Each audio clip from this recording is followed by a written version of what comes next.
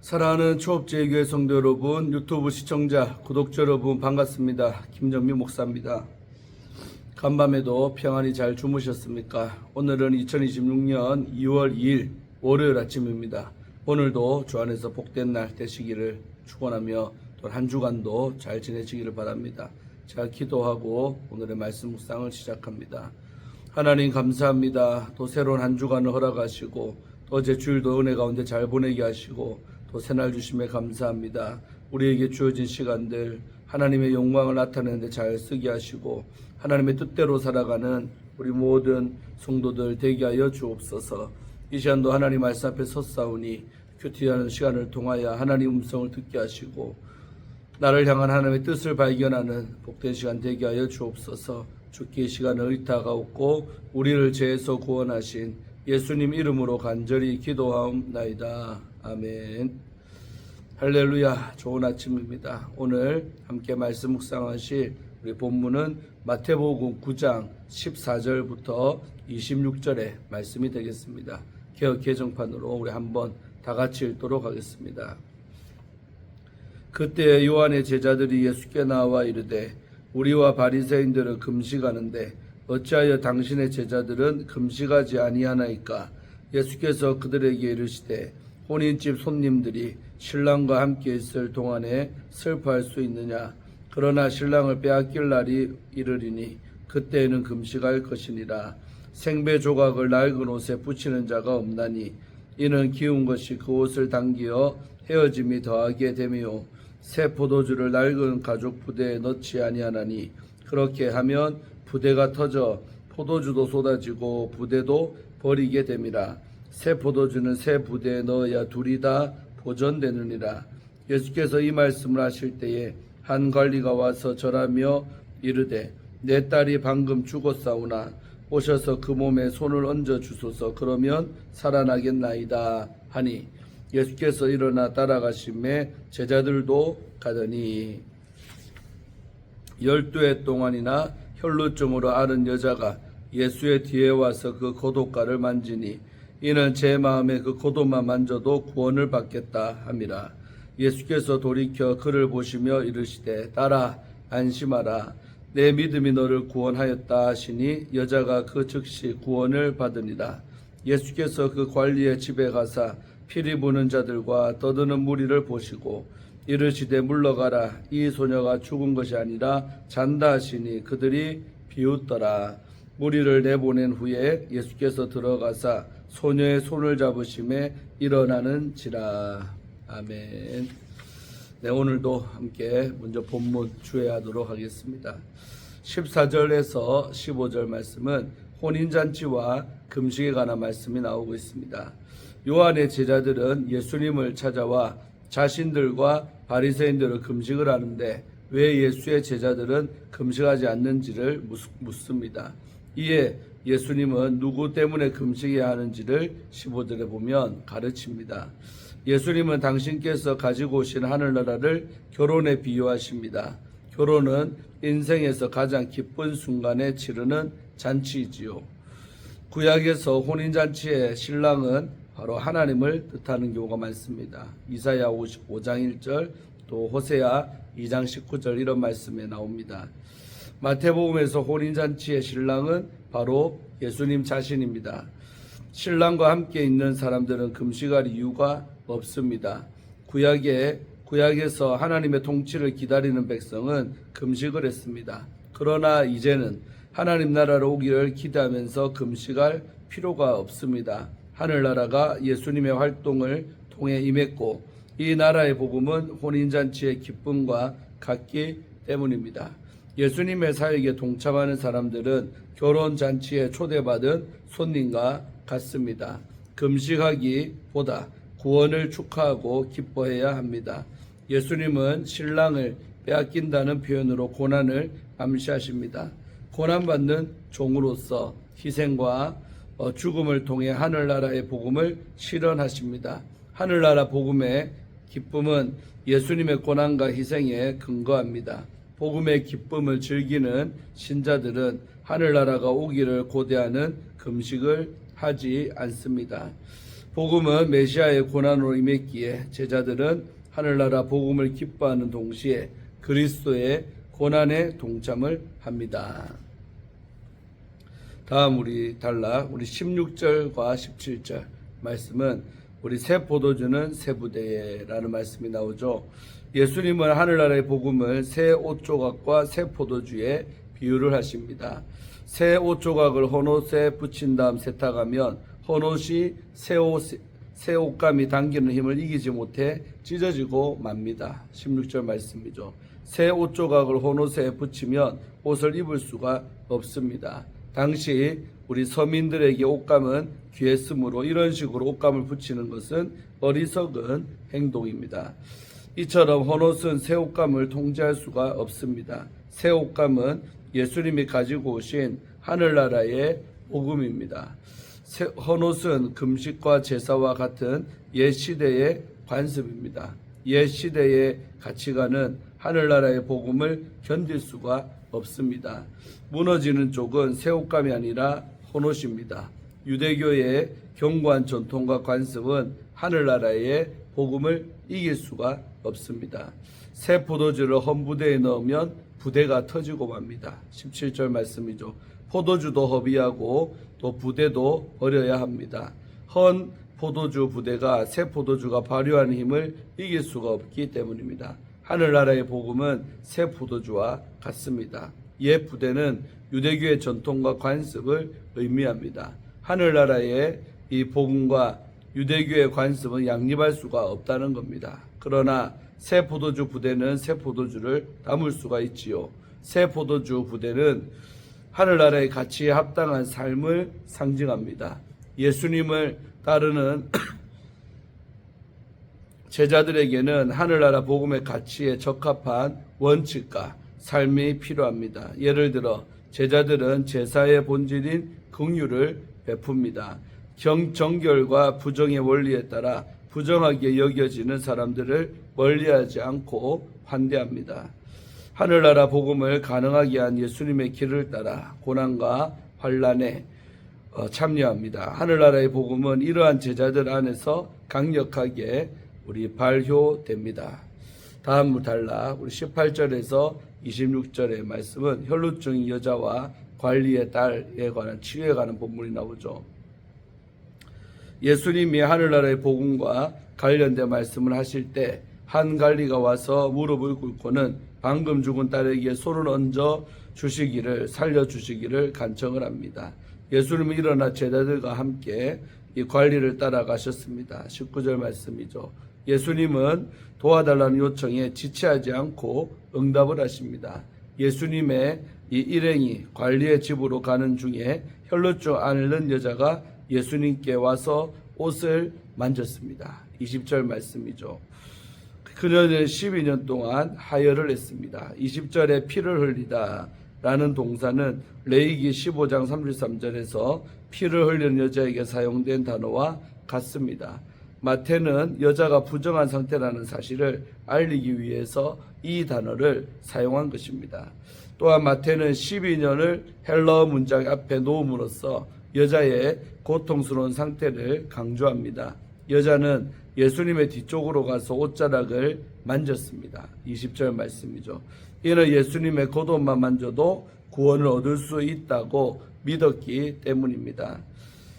유대교의 정결법에서 하혈한 여자는 부정하다는 겁니다. 거룩함은 생명과 관련이 되고 부정은 죽음과 관련됩니다. 생명은 피에 있으므로 피를 흘리는 것은 죽음을 의미하며 부정한 것입니다. 제의적으로 여자는 나병 환자와 비슷한 것입니다. 부정한 사람은 정결한 사람을 전염시키므로 정결 규례에 따라 분리되어야 했습니다. 그럼에도 여자는 예수님의 이 능력이 자신의 문제를 해결할 수 있음을 확신했습니다. 여자는 믿음으로 병에서 구원을 받았습니다. 여자의 부정이 예수님의 거룩하심을 오염시키지 못했습니다. 예수님의 거룩함이 여자의 부정한 여자에게 전염이 되었습니다. 전염이 역전이 된 것입니다. 예수님은 여자를 딸로 부르고 안심하라고 하십니다. 여자는 부정하다는 이유로 12년 동안 소외된 인생을 살았지요.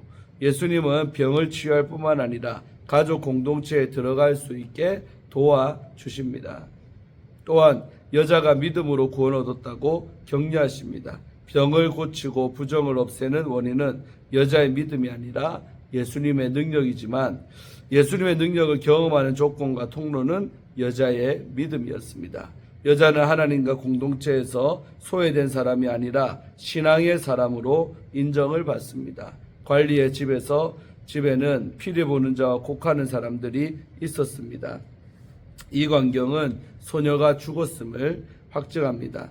예수님은 장례 절차를 진행하는 사람들에게 나가라고 명하셨습니다. 소녀가 죽은 것이 아니므로 피리를 불고 곡할 필요가 없기 때문이지요. 예수님이 소녀의 손을 잡으시자 소녀가 일어났습니다. 예수님은 부정한 시체의 손을 잡아 거룩함을 시체의 부정에서 전염시켰습니다. 이번에도 부정에 오염되지 않고 생명을 부여하는 전염의 역전이 일어난 것이지요. 아멘. 네, 이렇게 해서 오늘 주회는 마치고 새 생명을 담는 세부대라는 주제를 갖고 함께 은혜를 나누고자 합니다. 조선시대에 우리 곡비라는 직업이 있었습니다. 곡비는 말 그대로 곡을 대신해 주는 사람, 곧 장례가 났을 때 대신 울어주는 사람입니다. 효를 중요하게 여겼던 조선시대에는 자식의 도리를 지키기 위한 의례가 많았습니다. 돌아가신 부모님을 위해 슬퍼하는 것도 그중 하나였습니다. 자녀들은 3년 동안 부모님을 추모해야 했는데 3년간 하루도 거르지 않고 우는 일이 쉽지가 않았습니다.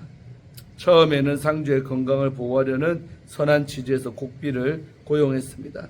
그러나 시간이 지나면서 곡비는 부모님을 잃은 슬픔 때문이 아니라 다른 사람들에게 보이기 위한 외식의 수단으로 변질되고 말았습니다. 곡비의 울음은 번지르한 형식으로만 남게 된 것입니다. 오늘 본문은 율법의 본질을 왜곡한 이들을 향한 예수님의 말씀입니다. 율법의 본질은 말씀을 따라 하나님 원하는 삶을 사는 것이지만 시간이 지나면서 그들의 신앙과 삶에는 원래의 선한 취지는 사라지고 율법을 지키는 형식만이 중요하게 되었습니다. 예수님은 겉모습만 번지르한 율법주의자들을 새로운 복음의 생명력을 담을 수 없는 낡은 부대라고 지적하고 계십니다. 우선 예수님은 낡은 형식과 새로운 복음의 충돌에 대해서 가르치십니다. 요한의 제자들이 예수님의 제자들은 왜 금식하지 않는지 질문했을 때 예수님의 대답은 명쾌했습니다. 혼인집 손님들이 신랑과 함께 있을 동안에 슬퍼할 수가 있겠느냐. 15절 말씀이죠. 예수님은 당신을 신랑으로 비유하며 구원의 기쁨이 시작된 메시아 시대를 선포하셨습니다. 구원의 기쁨을 누려야 할 때인 것입니다. 다만 예수님은 신랑을 빼앗길 날을 언급하시며 장차 당신이 십자가에서 죽을 것을 예고하셨고 그때 제자들이 금식하실 것이라고 말씀을 하셨습니다.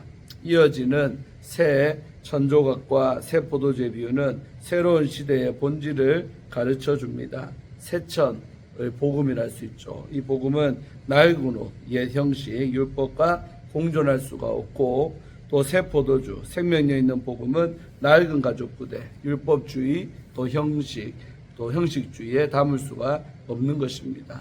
여기서 가족 부대는 양이나 염소 가죽으로 만든 용기인데 낡아 신축성이 없는 부대는 새술에 생겨나는 발효력을 감당하지 못하고 터져 버립니다. 이처럼 예수님의 가르침을 유대교의 전통에 담으려 해서는 안 됩니다. 옛 언약은 새 언약으로 인도하는 역할을 할 뿐이며 새 언약이야말로 최종 목적이기 때문인 것입니다. 예수 그리스도의 복음은 형식적 종교적 관습이 아닌 우리의 존재와 삶의 방식을 바꾸는 능력입니다. 다음으로 복음의 능력은 믿음을 통해 역사합니다. 예수님이 한 관리의 딸을 살리러 가시는 도중에 12년 동안 혈루증으로 고통받던 여인이 등장을 합니다. 그녀는 율법적으로 부정한 상태가 되어 공동체로부터 단절된 지 오래였습니다. 그녀는 절망적인 상황에서 예수님의 옷가만 만져도 구원을 받겠다라는 절박한 믿음을 가졌습니다. 그녀가 예수님의 옷가에 손을 대자 예수님의 치유와 생명이 그녀에게 흘러갔고 예수님은 내 믿음이 너를 구원하였다라고 22절에 말씀하셨습니다. 이 구원은 육체의 치유를 넘어 그녀의 전인적인 회복을 의미합니다. 이어서 예수님은 죽은 소녀도 25절에 보면 살리셨지요. 죽음은 생명의 근원이신 주님께 상대가 되지 않습니다. 절망의 순간에도 예수님을 향한 믿음은 생명의 역사를 일으키는 통로가 되는 것입니다. 사랑하는 우리 성도 여러분, 지금은 예수 그리스도 안에서 이미 기쁨의 잔치가 시작된 구원의 시대입니다. 예수님은 혹시 신앙생활을 형식적인 의무나 남에게 보이기 위한 외식으로 여기고 있지는 않습니까? 주님의 능력과 기쁨을 온전히 담아내고 있습니까? 오래된 습관과 형식을 내려놓고 하나님의 말씀 앞에 바로 서시기를 바랍니다. 우리 풀리지 않는 문제나 깊은 절망 속에서도 주님의 옷자락에 손을 대면 그때 기적은 일어납니다. 복음의 능력으로 다시 일어서는 주님의 은혜가 가득하시기를 주의 이름으로 축원드립니다. 아멘. 우리 마지막으로 우리 돌아가신 우리 하용조 목사님이 쓴 로마서의 축복이라는 책의 일부분을 읽어드리고 마칩니다. 아주 고전적인 예화를 하나 소개하겠습니다. 남산의 길이 어찌 하나뿐이랴라는 말이 있습니다. 남산에 올라가는 앞길도 있고 뒷길도 있고 샛길도 있는데 왜 하나뿐이냐라고 하느냐는 것입니다. 아무 길로나 올라가기만 하면 되지 왜 꼭 그 길로 가라고 하느냐는 말입니다. 그렇게 생각하면 그 말이 틀린 말이 아니라 맞는 말입니다. 남산에 올라가는 길은 여러 개가 있습니다. 하지만 천국 가는 길은 오직 하나밖에 없습니다. 제가 영국에 있을 때 어떤 사람이 도보 해협을 헤엄쳐 건너는 모습을 TV에서 생중계한 적이 있습니다. 일본과 한국 사이에 있는 현해탄은 조오련 씨가 헤엄쳐서 건넜습니다. 도보 해협이나 현해탄은 아니더라도 한강 정도는 많은 사람이 쉽게 건너갑니다. 그러나 태평양을 헤엄쳐 가 있다는 사람은 없습니다. 갈 수도 없고 간 사람도 없고 가려고 생각하는 사람도 없습니다. 왜 그렇습니까? 죽으니까 그렇습니다. 그것은 절대 불가능합니다. 현해탄이나 도보 해협은 헤엄을 잘 치느냐 못 치느냐가 중요할 수 있지만 태평양을 건너는 데는 헤엄을 잘 치느냐 못 치느냐가 아무런 의미가 없는 것입니다. 마찬가지입니다. 구원받고 천국에 가는데 더 착하냐 덜 착하냐는 아무 의미가 없습니다. 헤엄을 아무리 잘 쳐도 태평양을 헤엄쳐 미국에 갈 수 없듯이 아무리 착한 일을 많이 해도 천국에 갈 수는 없습니다. 한국에서 미국에 가려면 비행기를 타든지 배를 타든지 해야 합니다. 다른 길은 없습니다. 천국 가는 길은 오직 하나입니다. 예수 그리스도 뿐입니다. 지상에 사는 동안 이룰 수 있는 일들은 여러 가지 다른 방법으로도 가능합니다. 그러나 천국 가는 길은 한 길뿐입니다. 아멘. 마지막으로 글이 참 은혜가 되지요. 오늘 우리 큐티를 통하여 주신 말씀 마음판에 새기고 각자가 나의 레마의 말씀이 있은 줄로 믿습니다. 우리에게도 정말 예수에 대한 믿음이 있을 때 이런 병이 치유되고 기적을 맛보는 복된 삶이 되실 줄로 믿습니다. 제가 기도하고 오늘의 말씀 묵상을 마칩니다. 하나님 감사합니다. 오늘도 이 아침에 하나님 말씀 앞에 서서 말씀을 통하여 주의 음성을 듣고 하나님의 뜻을 깨닫게 하시니 감사합니다. 오늘도 우리에게 주어진 이 말씀 내 마음판에 새기고 정말 참된 믿음이 우리 안에 있고 또 예수님의 능력과 생명과 그 주님을 신뢰하는 마음이 우리 안에 있기를 원합니다. 주님은 전능하신 분, 능력이 많으신 분입니다. 우리가 믿기만 한다면 그런 기적이 이때뿐만 아니라 오늘날에도 반드시 일어남을 믿습니다. 믿음 충만한 우리 성도들 삶이 되게 하여 주시옵소서. 믿음의 선물로 받게 하여 주시옵소서. 감사드리옵고 이번 한 주간도 믿음으로 사는 복된 한 주간이 될 줄로 믿사옵고 예수님 이름으로 간절히 축복하며 기도하옵나이다. 아멘. 할렐루야. 좋은 하루 되시고 저도 부흥회 이제 출발해서 또 내일 아침에는 우리 부흥회관 대전의 숙소에서 또 이렇게 만나겠습니다. 한 주간 잘 지내시기를 바라고 저를 위해서도 기도해 주시면 감사하겠습니다. 샬롬.